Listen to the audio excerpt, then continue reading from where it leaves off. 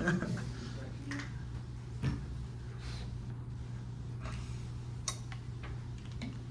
right, so how many of you guys like brownies? If you're like me, I love brownies. I love, especially when they're like a little bit melted and you get the corner piece and there's just chocolate like drizzling off of the edges and you just have to like spit it in your mouth before it can like come apart in your hand. It's just so good. So imagine for a second that I bring in this huge tray of brownies and I set it here. I learned how to bake somehow last night, and so all morning I've been preparing these and I hand them out to each of you guys individually. You guys are so ready to enjoy this delicious goodness. I stop you and I say, just so you guys know, in these brownies I added a special ingredient, and it's poop. How many of you guys are gonna like, okay, oh that's gross, but like how much poop? No, the fact that there is any poop in these brownies is like, okay, that's disgusting. Why would you add poop to these brownies? You just ruin the whole thing. These are such beautiful brownies. They're delicious. And I'm like, well, I mean, it's the same. Like, you probably won't even taste it. If it's just a little bit, like, you'll be fine. No, that's disgusting. Any amount of poop in the brownies is just it's gross. Like, I wouldn't even eat it. And actually, that's what Paul is getting at in Galatians. it's right there, guys. He says, Paul's basically saying, poopy brownies are disgusting. So in Galatians, Paul's writing to this church that he visited and planted a church there, multiple churches with Barnabas on his first missionary journey. And now he's writing to them less than a year later, actually, which is pretty soon for Paul to write a letter back. And it's because he heard of these people called the Judaizers who were teaching them that in order to be saved, it's not just by grace, you also have to follow the law, and you have to follow the works of the law, like circumcision, in order to actually be saved. So we'll pick it up in chapter 1, verse 6, Galatians 1, verse 6 and 7. And right here, Paul just finishes his introduction, introducing himself, Paul, to the church of Galatia. So he starts in verse 6. I am astonished that you are so quickly deserting him who called you in the grace of Christ and are turning to a different gospel. Not that there is another one, but there are some who trouble you and want to distort the gospel of Christ. So, if it's not clear from that already, Paul also thinks that poopy brownies are disgusting. And what he means by this is that when you have a brownie, or when you add poop to brownies, it not only it distorts the brownie, so you can't, even though it might look the same, might even taste the same to a degree, you know that this poop destroyed the very essence of what the brownie should have been. You can't eat this anymore. And in the same way with the gospel, when you add in these requirements and slip these things like circumcision and abiding by the works of the law, that though the gospel might appear the same on the outside, what you've actually done is you've destroyed the very essence of the grace of the gospel. So our first point is that, when you, even though it might look the same, you distort the very nature of the gospel. And that's in verse 6 when he says, I am astonished that you are so quickly deserting him who called you in the grace of Christ. And notice, actually, as I was reading this, it's really interesting because in all of Paul's other letters, right after he introduces himself, like right around verses 6 through 8, in Romans he says, first I thank my God through Jesus Christ for all of you because of your faith. And in 1 Corinthians he says in verse 4, I give thanks to my God always because of you, because of the grace of God. And in Philippians, in verse 3, he says, I thank my God in remembrance of you. But in Galatians, there's no phrase like that. He skips straight from, to the churches of Galatia, grace to you and peace. This is, to whom be the glory forever and ever. I'm astonished that you are so quickly deserting you. So Paul, this is such a big deal to God that they added poop in this brownie, that's the gospel, that he's skipping right past this thankfulness and saying, I'm shocked. I'm astonished that you're doing this.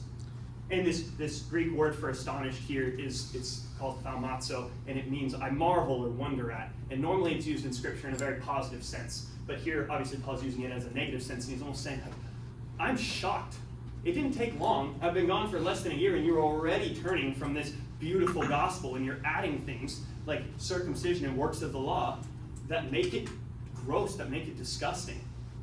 There was one of my summer jobs before I could legally work. I worked for a friend and did landscaping.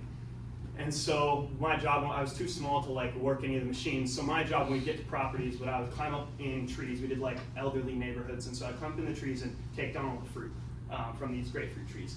And then there was one day, my brother was with me. He was like decided to join me on the job that day. And our boss was like, hey, same as normal. Like, you gotta go to the end of this property. There's this grapefruit tree. You gotta take all the fruit down, drag the buckets back, and we'll put it in the truck.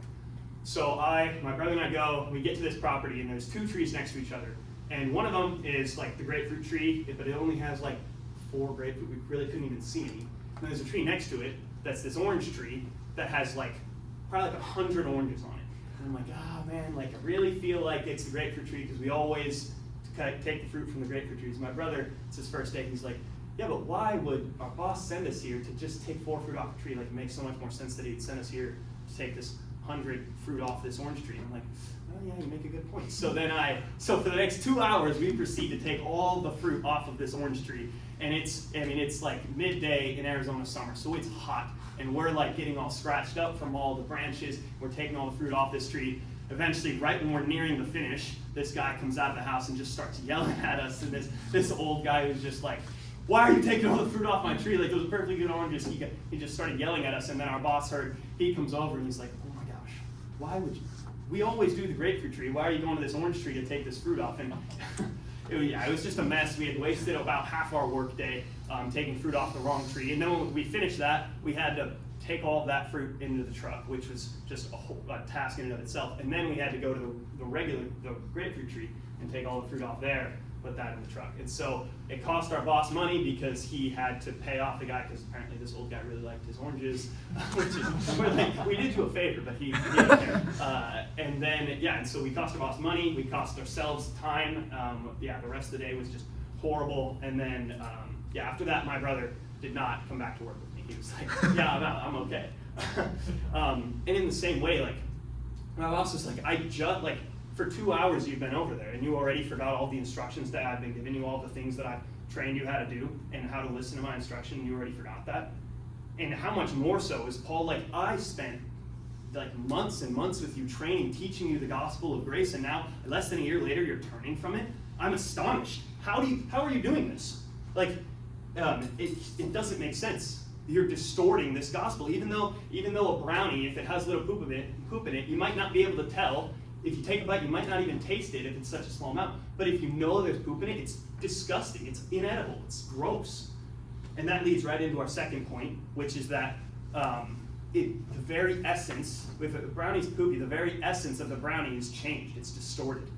And the same way with the gospel, when you add works to it, the very essence of the gospel is distorted. And that's in the end of verse 6 and verse 7. And Paul says, and are turning to a different gospel. Not that there is another one, but there are some who trouble you and want to distort the gospel of Christ. And in the Greek, most translations do this really, really well, but there's right before verse 7 where he says a different gospel, and then in the beginning of verse 7 he says another one. So he's saying, in the Greek it's like the word for different, obviously, and the word for other. And he's saying you're turning not to another gospel, because there is no other one. You're turning to a different gospel. You might think that this is just another thing that you might do, but that's not true. You're turning to a whole different gospel. So what is the gospel? What is this gospel that Paul's saying that you're turning away from? Well, most of us know Ephesians 2:8-9, for it is by grace that you have been saved through faith. And this is not of yourselves, it's a gift of God, so that no man may boast. And even in Galatians chapter 2, verse 16, Paul says, yet we know that a person is not justified by the works of the law, but through faith in Jesus Christ. So we also have believed in Christ Jesus in order to be justified by faith and not by works of the law. Because by works of the law, no one will be justified. So clearly this is a big deal to Paul. Not only is he astonished, but that this gospel is so clear that it's not by works of the law. Again and again in all Paul's writings, you'll see this. But then these Judaizers come in and they say, oh, no. Like, yeah, that's great. You're saved by grace, but like, you still have to be circumcised. Like, don't you remember the Old Testament? You still have to be circumcised. And they just completely forget all this instruction that Paul's given them. They completely forget all these things that they've learned. And Paul then goes on, in the later verses of this chapter, he could have said, like, yeah, okay, don't listen to Judaizers, don't listen to your friends, but he raises the stakes, and he says, in verse 8, he says, even if we, or an angel from heaven, should preach to you a gospel contrary to the one we already preached to you, let him be accursed. And he's saying, like, Even if we come back and tell you something different, it's not us, it's the message of the gospel. Even if the sky opens and an angel comes down and tells you something different, that doesn't matter. This is the message of the gospel that you originally believed in. Take hold of that. Don't fall away. Don't be dissenting into these other things, because it distorts the very nature of the gospel. And so I find that we constantly are getting caught up in things in the same way with poopy brownies. We try to justify, it looks the same, really. Like, I bet if I brought brownies in and gave them all to you guys and didn't tell you, you probably wouldn't even taste it. Like, it's the same, but when you know, it's inedible, it's disgusting to you. And so you have to be careful that when you believe the gospel and when you're approaching it, you have to know that when you are adding in works to it, when you're preaching the gospel, when you're believing and you add in things like, well, you have to be baptized and you have to take the Lord's Supper and you can't be struggling with any sins, and all your relationships have to be good, and you can't be struggling emotionally, or you have to be happy, or you have to be financially stable, things like that, then that's a distortion of the gospel. Because if you get to God and you say, Lord, thanks for Christ, but look at all these things. I was really paying attention in church. I took great notes. I memorized scripture. I got baptized. I took communion. Now can I have Jesus? God's going to look at you and say, my son died for you. He suffered and died for you. And you want to save yourself by your works? Let Christ save you. Let this son who I sacrificed for you because I love you, let that be enough for you. Don't try to add to this. Don't try to add your own things that you might do. Let this be enough. Christ died for you, not so that you could go and rely on what you've done and what you're going to try to do. He died for you so that you could rely on him and what he's already done for you. In conclusion, I wanted to give us some practical ways that we can see if we're adding poop to our brownies, if we're adding these works into the gospel message that we're believing and preaching to other people.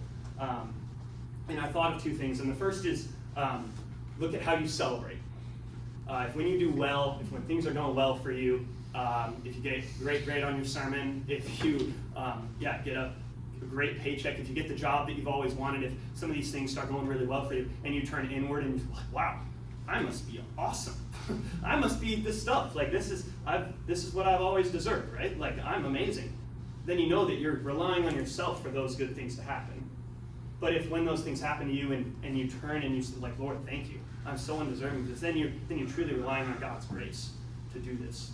And so when you're celebrating, you can easily see if you're relying on yourself for these things or if you're relying on God for these things.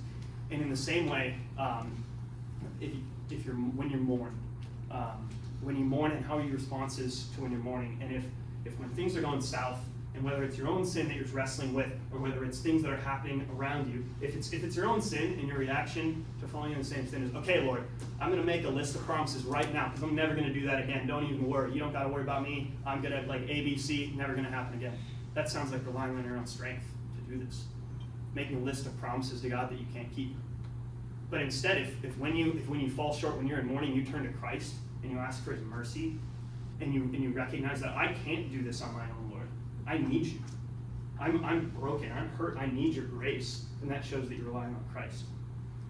And those aren't perfect models of checking off if you're adding works to the gospel that you're believing in, but those are easy, simple ways to check yourself, to check where you're at, to check that you're not slowly slipping away into this idea of working that's going to make you inherit the gospel of Christ, because that's not how it works. It's by grace, and it's only by grace, and there's nothing that you can do to earn it. And then one final thing, I wrote down the quote in my Bible so that I didn't forget it. But there was a time in my own life where I felt like I was falling into the same sin, felt like I was struggling with the same stuff, and just really tired of it. And I texted. I have a group, a group chat of my small group, and I texted them, guys, I'm struggling again. I just keep falling into these same things, and I just need to do better.